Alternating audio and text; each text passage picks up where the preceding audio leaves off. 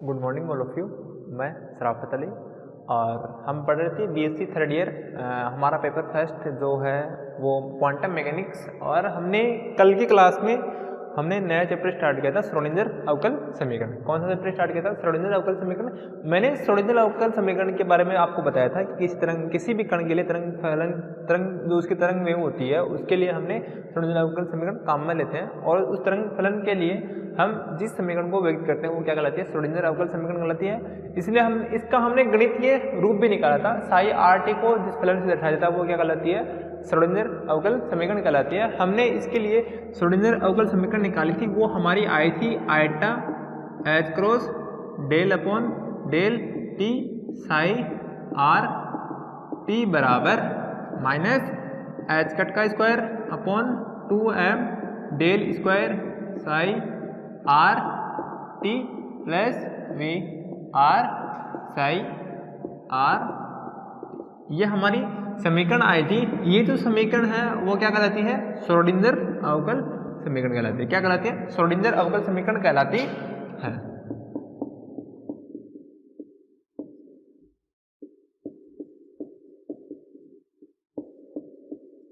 इस समीकरण की हमने व्युत्पत्ति कर ली थी।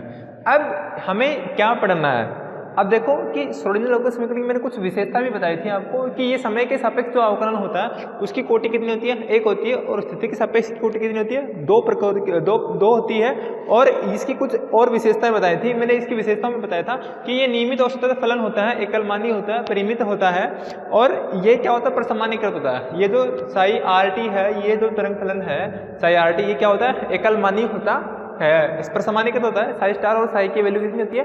एक होती है। कुछ इसके बारे में हमने गुणों का अध्ययन कर लिया था। ये थी हमारी श्रोडिंगर अवकल समीकरण। अगर हमें इस श्रोडिंगर अवकल समीकरण का 3D में लिखना हो, क्या लिखना हो? 3D में लिखना हो, उस स्थिति में ये श्रोडिंगर अवकल समीकरण क्या होगी? 3D में लिखना हो उस स्थिति में ये श्रोडिंगर अवकल समीकरण क्या होगी? हम वही लिखेंगे। तो लिखिए त्रिविमीय श्रोडिंगर अवकल समीकरण। त्रिविमीय श्रोडिंगर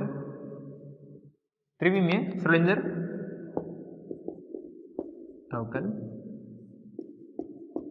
अब इस समीकरण को ही हम क्या करेंगे? 3D में चेंज करेंगे। हमें पता है डेल स्क्वायर, यहाँ पे एक संकारक है डेल स्क्वायर, इसकी वैल्यू कितनी होती है? इसकी वैल्यू होती है, डेल स्क्वायर की वैल्यू होती है del square upon del x square plus del square upon del y square plus del square upon del z square. किस में होती है? ये त्रिविमीय में होती है। किस में होती है? 3D में ही होती है। अगर इसकी वैल्यू हम कहाँ रख दें श्रोडिंगर अवकल समीकरण से, तो यहाँ पे लिखें श्रोडिंगर अवकल समीकरण से, श्रोडिंगर अवकल समीकरण से क्या करेंगे? वैल्यू रखेंगे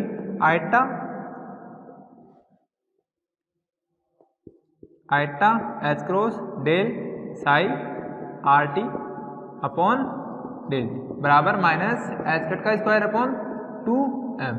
यहाँ पे मैं डेल स्क्वायर की वैल्यू रख रहा हूँ। 3D में वैल्यू क्या होती है? ये होती है। इसके साथ क्या फलन है? Sai r T. मैं हर फलन के साथ साई आर टी को ले रहा हूँ। तो del square psi r t upon del x square plus del square psi r t upon del y square plus del square psi r t upon del z square. ये तो किसकी value हो गई? डेल स्क्वायर की। Del square psi r t की value ये हो गई प्लस वी आर उसकी स्थिति ऊर्जा फलन साई आर।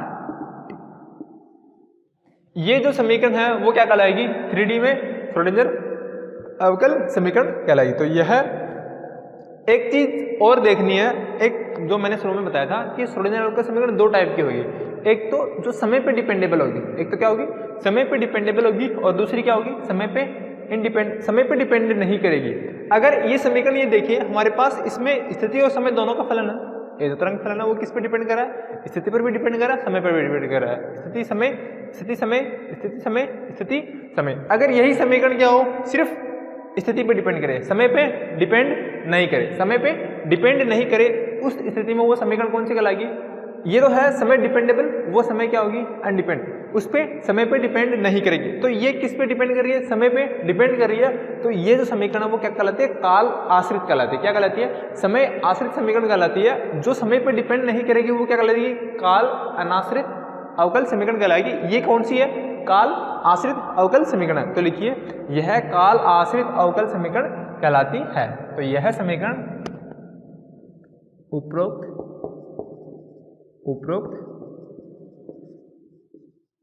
समीकरण, ये समय पे क्या डिपेंडेबल है, तो ये समय पे डिपेंडेबल है, इसलिए काल, ये तो उपरोक्त समीकरण समय या काल आश्रित श्रोडिंगर अवकल समीकरण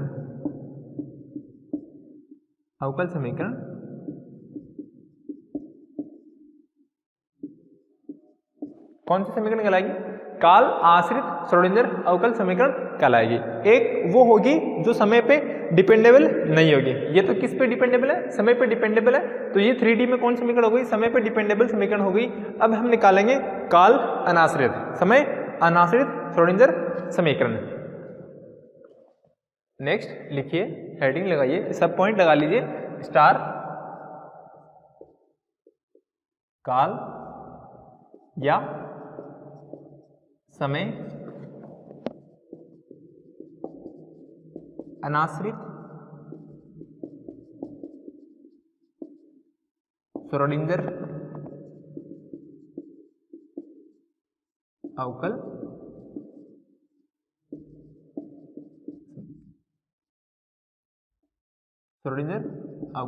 समीकरण। जो समय पे डिपेंडेबल नहीं हो तो वो कौन समीकरण कहलाएगी, काल अनाश्रित श्रोडिंगर अवकल समीकरण कहलाएगी। ये तो समय पे डिपेंड कर रही है, लेकिन ये क्या करेगी, समय पे डिपेंड नहीं करती। तो इसमें भी यही लिखना है। तो वह समीकरण जो समय पर निर्भरता को नहीं दर्शाती वो कौन सी समीकरण कहलाती है, काल अनाश्रित समीकरण कहलाती है। वो किस प्रकार आएगी, हम उसकी व्युत्पत्ति भी करेंगे, हम किस प्रकार इस समीकरण से जो काल अनाश्रित समीकरण है वो निकालेंगे। तो लिखिए, तो वह श्रोडिंगर समीकरण जो समय पर निर्भरता को व्यक्त नहीं करे, वह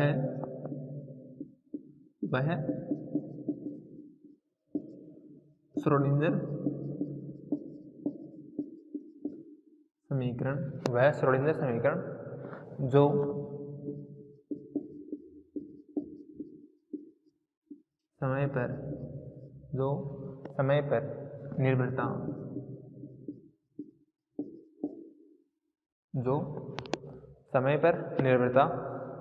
पर निर्भरता को व्यक्त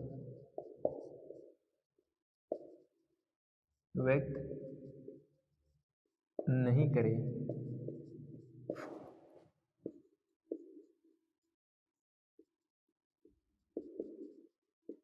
काल अनाश्रित श्रोडिंगर अवकल समीकरण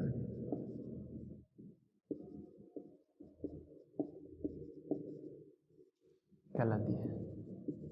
तो वह समीकरण जो समय पर निर्भरता को व्यक्त नहीं करे, काल अनाश्रित श्रोडिंगर अवकल समीकरण कहलाती है। वो किस पे क्या डिपेंड करे,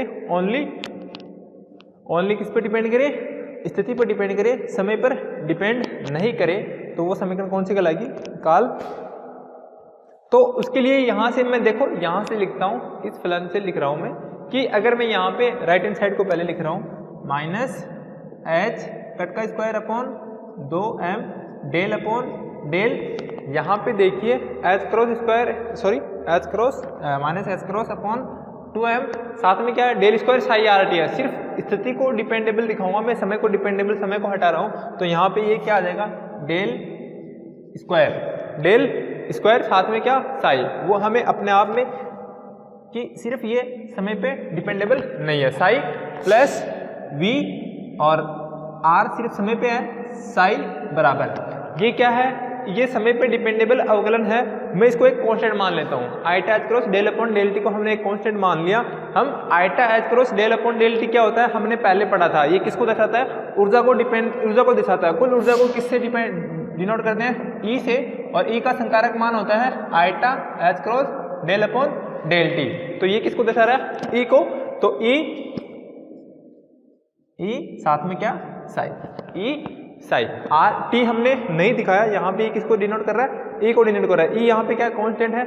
एनर्जी को डिनोट कर रहा है। कुल एनर्जी को हम क्या लिखते हैं? Iota h cross del upon del t. हमने जो श्रोडिंगर अवकल समीकरण जो हमने पहले निकाली थी, उस वहां पर भी हमने क्या किया था? ई साई था, ई का मान हमने रखा था iota h cross del upon del t होता है, वापस हमने क्या रख दिया? ई का मान रख दिया। अब देखिए ये जो मान होता है minus H cut square two m del square psi del square plus we r, और ये जो मान होता है ये क्या कहलाता है?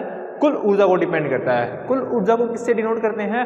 हेल्मटोनियम ऊर्जा से। हेल्मटोनियम ऊर्जा जो होती है वो होती है minus H cut square upon 2m del square plus we r. ये किसको डिनोट करती है? कुल ऊर्जा को डिनोट करती है। उसको हम हेल्मटोनियम संकारक से दर्शाते हैं। तो अगर मैं यहाँ पे साई कॉमन ले लूँ, क्या ले लूँ? साई कॉमन ले लूँ तो माइनस का h cut square upon 2m del square plus we r, बाहर क्या? Psi equal e psi. यहाँ पे इसकी वैल्यू क्या कहलाती है? ये जो कहलाती है वो होती है हेल्मटोनियम ऊर्जा। उसको किससे डिनोट करते हैं? एच से डिनोट करते हैं। वो क्या कहलाती है? हेल्मटोनियम ऊर्जा कहलाती है। हेल्मटोनियम ऊर्जा का मान कितना होता है? माइनस एच कट का square upon 2m del square plus we r. स्थितिज ऊर्जा, गतिज ऊर्जा प्लस स्थितिज ऊर्जा।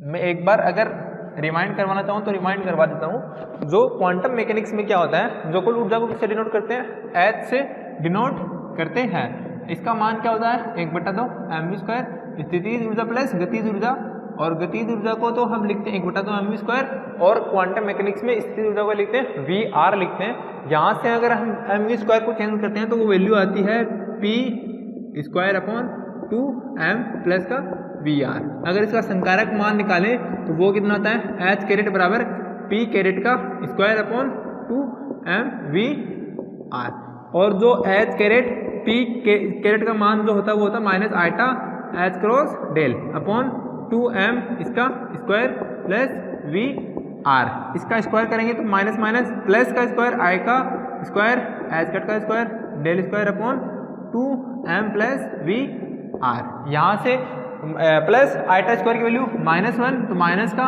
H cut square upon 2m del square plus we r. ये किसकी वैल्यू? एच कट की वैल्यू। ये क्या कहलाता है? हेल्मटोनियम संकारक कहलाता है। तो यहाँ से हम ये जो एक कांस्टेंट है माइनस एच कट का square del square plus we r, ये इसकी वैल्यू क्या रखेंगे? हम एच कट रखेंगे, एच कैरेट रखेंगे। एच कैरेट जो होता है वो क्या होता है? हेल्मटोनियम संकारक होता है। तो उसका मान हम इस समीकरण में रखेंगे।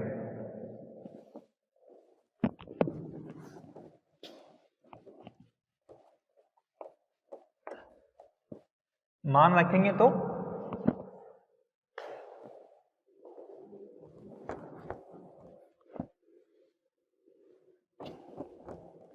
ये समीकरण का मान आया कहाँ से? हेल्मटोनियम संकारक को हमने पहले पढ़ा है। तो जहां एच कैरेट क्या होगा? Minus H cut square upon 2m plus H cut का square upon 2m del square plus we R था। ई भी क्या है? एक संकारक है, कांस्टेंट, या ऊर्जा संकारक, जिसका मान क्या होता है? Iota h cross del upon del t. अतः मान रखा हमने, इसकी जगह क्या रखेंगे? H caret. क्या रखेंगे? एच कैरेट, और इसकी जगह ये संकारक का मान था, ई कैरेट का मान था। ठीक है, ई कैरेट संकारक होता है। तो एच कैरेट साई बराबर E caret psi, H caret psi बराबर ई कैरेट साई। ये एच कैरेट साई बराबर ई कैरेट साई। इसमें देखिए ये समीकरण है वो साई आर टी, सिर्फ साई किस पे डिपेंडेबल है? स्थिति पे डिपेंडेबल है, समय पे डिपेंडेबल नहीं है। तो ये जो समीकरण आपको क्या कहलाती है? काल अनाश्रित समीकरण कहलाती है, काल अनाश्रित श्रोडिंगर अवकल समीकरण कहलाती है। तो यहाँ पे लिख लीजिए समीकरण नंबर, ये मान ली हमने एक, तो समीकरण 1 काल अनाश्रित श्रोडिंगर समीकरण कहलाती है। उपरोक्त समीकरण 1 काल अनाश्रित श्रोडिंगर अवकल समीकरण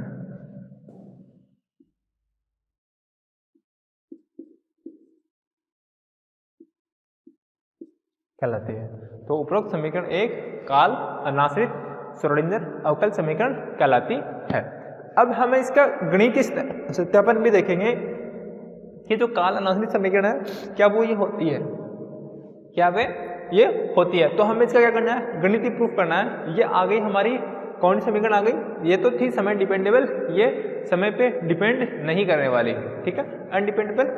दोनों समीकरण हमने पढ़ ली। ये तो होती है समय पर निर्भरता को दर्शाती है, ये समय पर अनिर्भरता को दर्शाती है।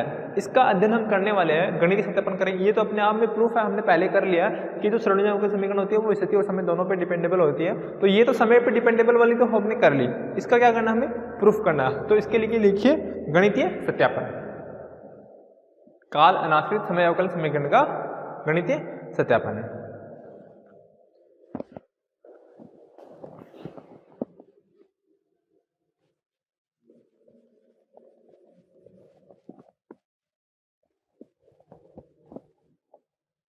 अब हमें पता है कि जो तरंग फलन होता है किसी कण के लिए वो किस पे डिपेंड कर रहा है, समय और स्थिति दोनों पे डिपेंड कर रहा है। तो अगर हम क्वांटम मैकेनिक्स में किसी भी कण की तरंग प्रक्रिया का अध्ययन करते हैं तो स्थिति और समय दोनों के लिए जब अध्ययन करते हैं तब तो हम किसका यूज लेंगे, काल आश्रित समीकरण का यूज लेंगे। जब सिर्फ वो तरंग फलन किस पे डिपेंड करें, सिर्फ स्थिति पे डिपेंड करें, समय पे डिपेंड नहीं करे, उस स्थिति में हम क्या लेंगे, काल अनाश्रित अवकल समीकरण का यूज लेंगे। तो नेक्स्ट हेडिंग है हमारी काल अनाश्रित समीकरण का गणितीय सत्यापन।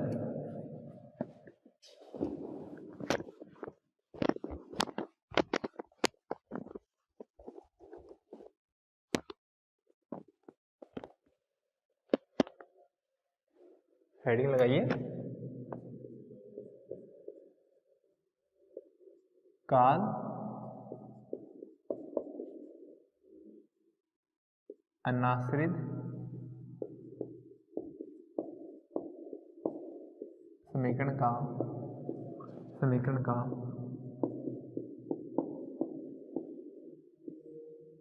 गणितीय सत्यापन।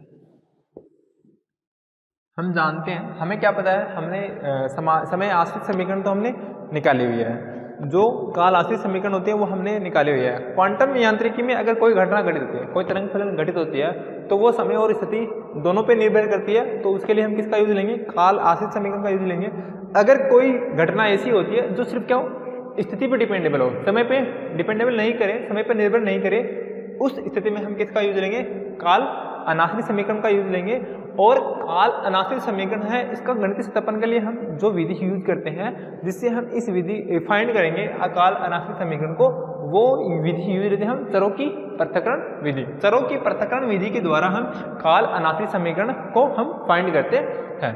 तो इसके अंतर्गत मैं आपको कुछ लिखवा देता हूँ कि ये कब हम यूज लेते हैं, कब यूज नहीं लेते। जो काल अनाश्रित समीकरण वो सिर्फ स्थिति पर डिपेंडेबल हो, जब हमें समय पर निर्भर नहीं करे, कोई घटना घटित होती है वो क्या करें, समय पर निर्भर नहीं करे, सिर्फ स्थिति पर डिपेंड करे, उस स्थिति में हम उस कंडीशन पे हम क्या करते हैं, इस समीकरण का यूज करते हैं। तो इसके बारे में 2-4 लाइन है वो लिख लो। इस समीकरण का ही हम सत्यापन करेंगे, एच कैरेट साई बराबर ई कैरेट साई।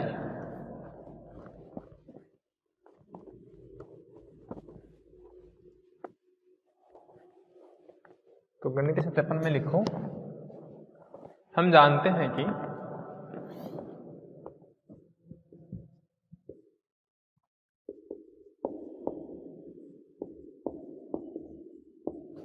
काल आश्रित समीकरण, काल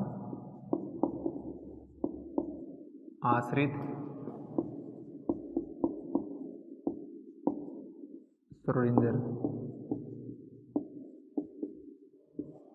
अवकल समीकरण, काल आश्रित श्रोडिंगर अवकल समीकरण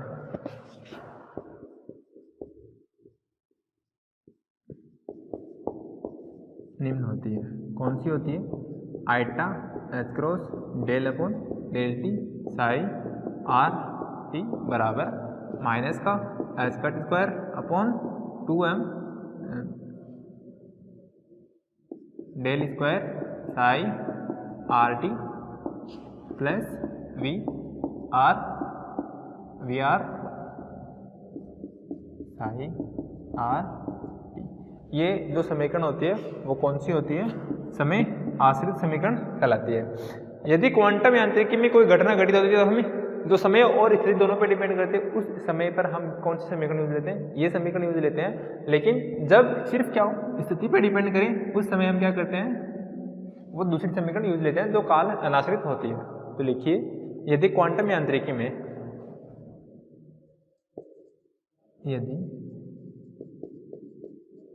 क्वांटम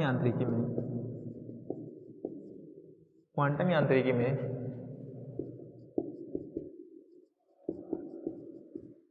कोई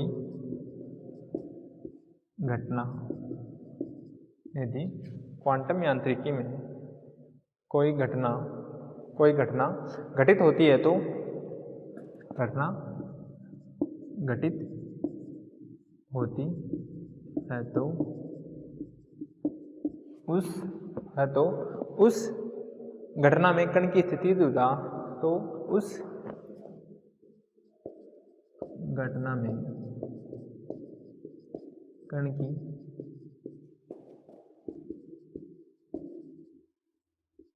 स्थितिज ऊर्जा समय व स्थिति का फलन होती है। समय व स्थिति का फलन, समय व स्थिति का फलन होती है तो उस कण की व्याख्या करने के लिए समय या काल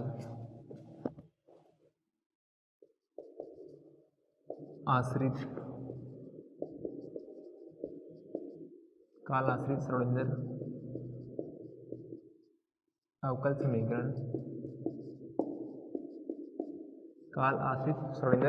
अवकल समीकरण का प्रयोग करते हैं। यदि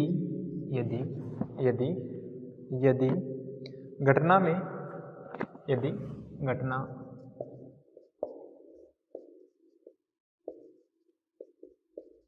स्थिति पर निर्भर करे जबकि समय पर नहीं, तब उस कण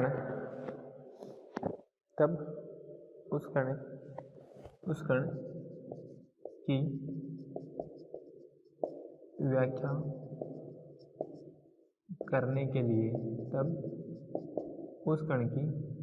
व्याख्या करने के लिए काल अनाश्रित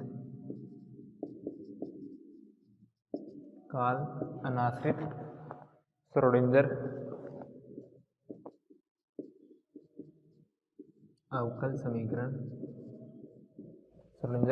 अवकल समीकरण का उपयोग किया जाता है। जो बात मैंने बताई थी वही लिखी है। यदि किसी कण की जो घटना घटित होती है, अगर वो उसकी जो ऊर्जा है वो किस पर डिपेंड करे? समय और स्थिति का फलन होती है। उस कंडीशन में तो हम क्या करते हैं? काल आश्रित समीकरण का यूज करते हैं। अगर वह क्या करे कि समय पर डिपेंड नहीं करे, सिर्फ स्थिति पर डिपेंड करे, तो इस कण की व्याख्या करने के लिए काल अनाश्रित समीकरण का उपयोग करते हैं। अब मैंने एक चीज़ और बताई थी कि काल अनाश्रित समीकरण की गणना करने के लिए हम क्या करते हैं, चरों की पृथक्करण विधि का हम यूज करते हैं। क्या करते हैं, चरों की पृथक्करण विधि का यूज करते हैं। अब चरों की पृथक्करण विधि हमें किस प्रकार काम में लेनी है, ठीक है। आगे मैं वही लिख रहा हूँ, चरों की पृथक्करण विधि हम किस प्रकार कार्य करती है, तो हम यही लिख रहे हैं, चरों की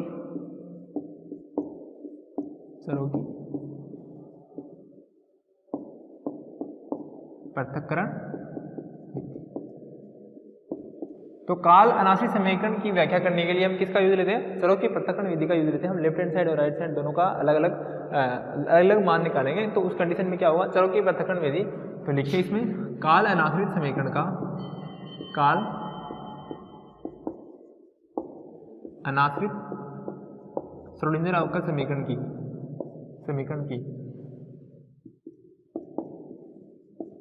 व्याख्या करने के लिए चरों के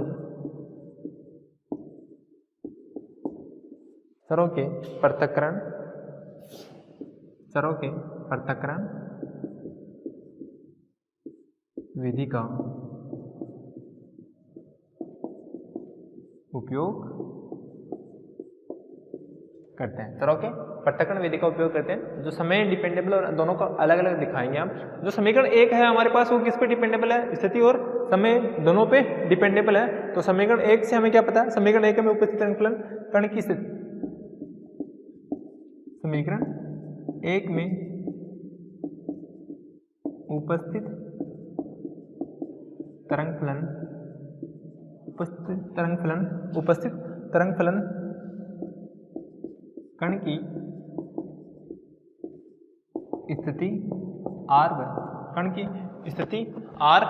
स्थिति r, जो तरंग फलन है साई आर टी है, वो किस पे डिपेंडेबल है, कण की स्थिति r व समय t पर निर्भर है। जो समीकरण एक में उपस्थित है वो किस पे डिपेंडेबल है, दोनों पे उपस्थित है। तो चरों की पृथक्करण विधि के अनुसार हम तरंग फलन साई है जो कि सिर्फ r पर डिपेंडेबल है, उस स्थिति में क्या होगा, हम मान लेते हैं कि चरों की पृथक्करण विधि के अनुसार माना चरों की पृथक्करण विधि के अनुसार एक तरंग फलन साई केवल स्थिति पर निर्भर है तथा माना दूसरा तरंग फलन फाई केवल समय पर निर्भर है। हमने क्या माना है कि चरों की पृथक्करण विधि के अनुसार हमने माना कि एक फलन है साई, वो केवल किस पर डिपेंड कर रहा है, साई स्थिति पर डिपेंड कर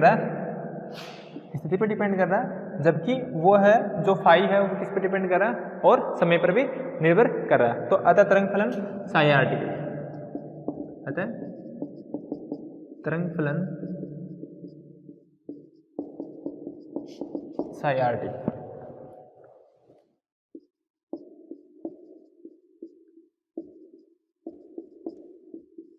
पृथक्करण करेंगे तो क्या आएगा, साई आर टी। क्या लिखूं मैं, अगर साई सिर्फ आर को डिपेंडेबल है और ये दूसरा किस पे डिपेंडेबल है, फाई समय पे डिपेंडेबल है, तो उस स्थिति में साई आर टी की क्या आ गई समीकरण, ये आ गई। हम ये समीकरण मान लेते हैं, समीकरण 2 मान लेते हैं। क्या मान लेते हैं, समीकरण 2 मान लेते हैं।